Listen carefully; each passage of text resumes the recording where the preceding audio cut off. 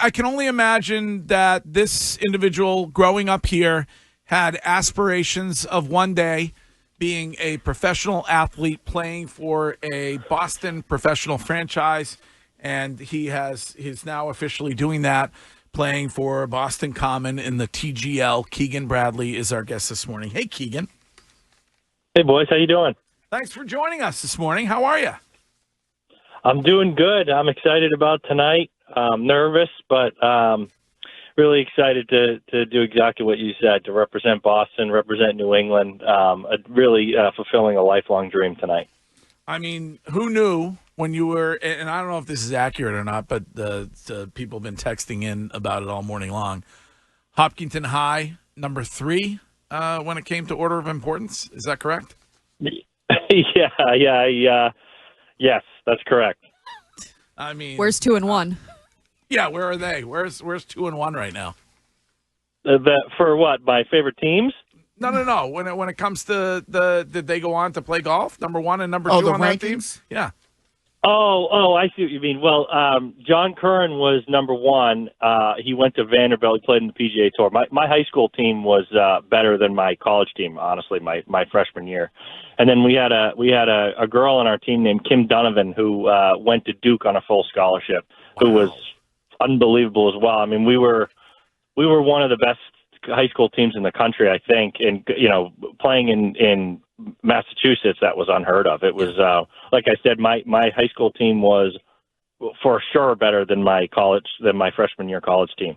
You said you were nervous about tonight. That's interesting because it seems like there's some, when it comes to guys that are doing this for the first time, there's a bit of anxiety because I don't know if it's the fans being so close or the kind of the setup and the fact that sometimes you're hitting on the sim and other times you're hitting out of an actual trap. Is that what it is? Yeah, it's you do something for so long, like I've done, and this is my 15th year on the PGA Tour, and then all of a sudden I'm doing my job, but in a completely different manner, something that I've never done. I'm basically a rookie again, and there's sort of a lot of unknowns. How you're going to feel. Certain shots around the green are a little different, and you're playing against Tiger Woods, you're playing on TV, you're playing for the city of Boston. There's some weight there. So, I look forward to getting in there. And sometimes as an athlete, feeling uncomfortable is actually kind of fun. So, I'll be in there tonight and, I'll feel the nerves. But again, that sort of uneasiness for us maniac athletes can be fun. I sometimes get anxiety watching your pre-putt routine. That sometimes gives me anxiety. Yeah, well, that makes 2 of us. Well, Keegan, it was cool to watch you. We're big fans of Full Swing, obviously, season 1 and season 2, but you came away from season 2, I think, being very honest about your anxieties when it comes to the game and also being very honest when it comes to your age and how you view being one of the older guys. What can we expect different as we get ready for season 3, which comes out next month? Well, I've seen the episode. It's fun to watch because, it sort of follows the President's Cup, which is a little happier storyline than last year's. And, I always wanted to make at least one more team in my professional life. And after missing Rome, the Ryder Cup last year, I sort of thought, I didn't know if I was ever going to get this chance again. And, halfway through the year, even with 2 tournaments to go, I was a vice captain of the President's Cup team and not really even on the radar later in the year. And then I went and won BMW, and then all of a sudden I'm smack in the middle of this again. And it's a really fun sort of story and how it, I all of a sudden I'm there on Sunday with the chance to win the clinching point for the United States, and sort of a fairy tale ending. Keegan, do you feel like for, people out there, some of us who might, like myself, who are not big golf fans, do you feel like this TGL, it might be able to bring in some of those people that aren't golf fans because of the fact that you guys get to show your personality? It's so unique. There's like music. The fans are kind of right on top of you. It's completely different than, being on like the PGA Tour. Definitely. it's totally different. Even yesterday when I was in there, we're sort of getting in there practicing. After I get off the phone with you, I'm going back in again and do a little work because it's so different. It's the fans are right on top of you. I'm going in there and we have to wear an earpiece while we're playing. Even that's different. We can give a little insight to how we're feeling, the sort of shot we're going to hit, and it's totally different pace. And then when I went and watched, I'm sitting there 10 feet away watching Tiger Woods, which is pretty unbelievable. And but what a fun way to watch some of these great personalities, because especially for a person like me, it's hard for me to show my personality when I'm playing golf on the tour because I'm nervous. I want to, I'm focusing, and this sort of gives us a chance to maybe show a little bit more of our personalities. I know we talked about it a bit on the show, and at the time when it came to U.S. players, Ryder Cup team being paid, there was a lot of back and forth on that. But you had come right out and suggested that the guys were going to give it to charity. Is that still the plan? And how does everybody feel about that? Yeah, I mean, the PGA of America has done the right thing, and we can make a great impact with charities around the world with this. The charity dollars have been the same since the '99 Ryder Cup, so 25 years. The number hasn't gone up, with revenues going through the roof, and the popularity of the event going through the roof as well. So this just gives the players more opportunity to make a difference in their. Pretty much every player on our team they have charities, they have their own foundations, and this just is another way for us and them to give back and make a difference to people around them. Keegan, best career, Tiger or Brady? Oh man. Geez. Well, that's tough because I'm going to say Tom Brady. Because he's my all-time hero, but Tiger's sort of my unofficial boss for this TGL thing, so this might get me in trouble. But for me, gosh, both guys. So Brady is sort of a mythical figure in my life of just growing up as a kid and watching him, come in for Bledsoe and then turn into the greatest player of all time. And then Tiger is the same sort of thing for me, where I remember the '97 Masters watching, and that just changed my life forever. And part of me with Tiger feels like, geez, he really only had a small window. Like he could have played it when he won the U.S. Open at Torrey Pines in 2008. You would have thought he's going to have another 10 years of dominance, and he just had some injuries, and without that, who knows what his numbers could be. I'm guessing you might say Hopkinton, but in your mind, favorite course to play in Massachusetts? Well, I'll tell you what, I really just at the U.S. Open at Brookline at the Country Club was one of the best weeks of my professional life, playing in front of those fans and just being so close to Boston. We so often we play in these cities and we're an hour away, or they say we're in New York City, but we're 2-hour drive from New York. And when you play the Country Club, you're 3 miles from Fenway Park. You're right in the heart of Boston. And I just love that. And I had memories of going to the '99 Ryder Cup there. And for me, being in the atmosphere and being on the grounds at the Country Club was the best.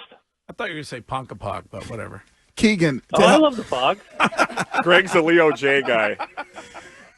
Yeah, the unicorn. Maybe you get out in the unicorn every once in a while.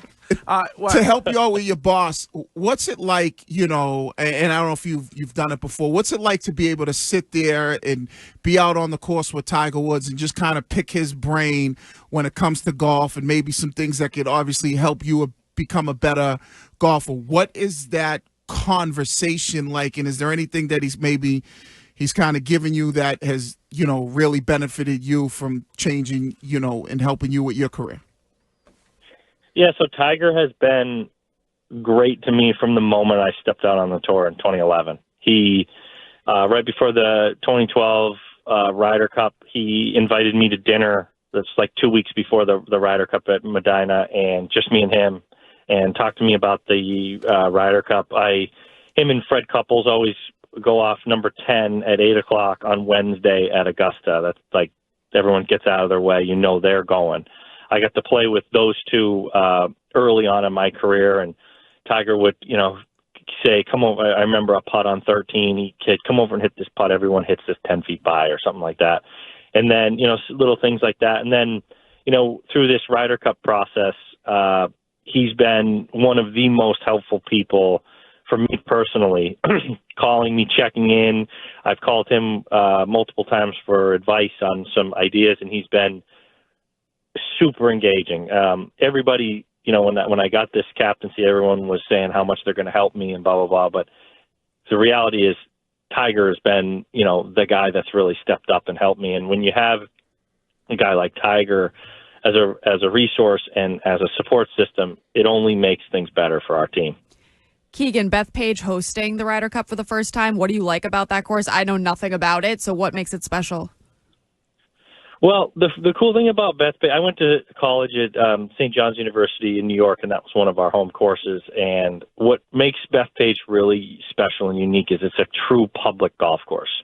So, Pebble Beach is public, but you play, it's like $1,200 to play a round of golf there. So it's not really public. Bethpage Black, if you're a local person that lives there, you can play Bethpage Black for like $40. And, that this is a real major championship caliber golf course with history and just, brutal golf course, brutal holes everywhere. And you're going to, the crowd that shows up at Bethpage, this is their home course. This is the course they grew up on. This is the course that they slept in the car to get the first tee time with their dad. So, this golf course means a lot to the people of New York, and not just the town it's in. They're very proud of it. And when they come out and watch a tournament there, or when they come out and support the United States, they're going to be loud and proud. And I'm going to be grateful for that. Don't they have, like, speaking of sleeping in the car, like a system where you put your ball in some kind of a thing, and they go by order of that, right? In order to get tee time? That's how you do it. Yeah, this is how they did it when I was there. You put your ball in this little like round thing, and you just sleep in your car, and then they come and tell you you're on the tee. And it's old school, and it's just something really special about Bethpage. And when you go there, you feel it, and it's just, it's the people's golf course. There's actually 4 other courses there, maybe 5, and people learn to play there. They learn, and then when they can, come to the course they grew up on and watch a Ryder Cup or a major, it's pretty special. Best mini golf course in Massachusetts, Pirates Cove? Pirates Cove's pretty good. We play one in near Newburyport that we go to that we enjoy with my boys. But yeah, that's a pretty good one. Are the boys going to be? You think they'll be golfers? Yeah, they love it. I'm scared for them because it's a weird life to play this sport, but it's not very much fun. I'd rather them be on a team with their buddies, but they love golf, and as long as they love doing it, then I love taking them. Courtney said earlier she's a fan of the stash. Are you keeping it? Yeah. Yeah, the stash is here. I did it as a joke in Maui, and my whole family loved it, so I kept it. And now I'm getting concerned if I play good golf, I have to keep this stupid thing all year. But one bad event, and this thing will be gone. Well, we're looking forward to tonight and to this is the first time that the Boston Common have had the opportunity to get out there. So you got to get a win for this city. We need wins in this city. Yes, that's the thing about playing for Boston and Fenway Sports, that you're expected to win. And, I've always felt a pretty heavy obligation to represent the Boston, New England area with wins and high quality play. And there's no difference tonight. I always feel, like I'm representing a region, and especially tonight when I have the logo on and the city behind me, it's a heavy burden that we take seriously. Well, we appreciate you taking the time with us this morning, and we would love to talk to you again around Ryder Cup time. So thanks a ton for being on this morning, Keegan. Perfect. And I just want to say I'm so pumped about Mike Vrabel and everything that's going on with the Patriots, and I think we're back. Okay. I like it. All right. Drake May. Yep. I mean, Josh McDaniels. We're all back. We are back. You heard it from. We're back, baby. You heard it from Keegan. All right. Thanks, Keegan Bradley. Thanks, guys.